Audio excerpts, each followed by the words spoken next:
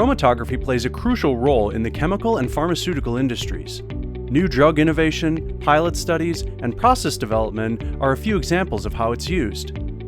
Preparative chromatography is a method used to separate and purify target compounds derived from complex mixtures so that they can be used in other applications.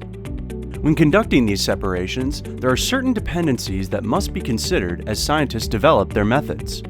One concept used to explain these interdependent relationships is the magic triangle.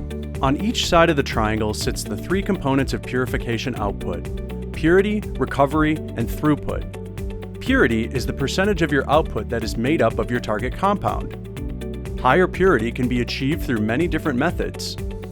And while you could think that higher purity is always the ideal outcome, there are other factors to consider when chasing that 99.9% purity. Recovery is the amount of target compound collected during the purification process, typically measured in mass. During a separation, some of your compound will inevitably be lost. What remains of the target compound in your output is the recovery.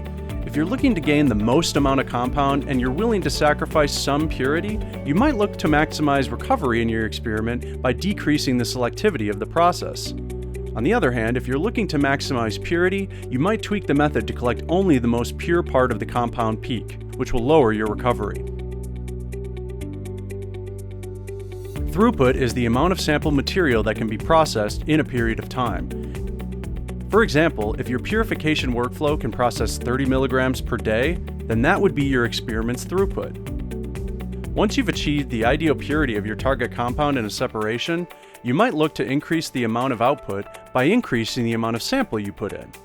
But simply loading more sample onto the column isn't the answer, as this will cause your peaks to overlap and reduce your purity. And although you could collect only the purest parts of the peak to maintain that purity, as we've mentioned, this will reduce your recovery. Think of these parameters on the triangle as a spectrum. It's not all one or the other, it's a balancing act across all three. Depending on your needs for the output, your purification will fall somewhere on this triangle. You might sacrifice some recovery to increase purity.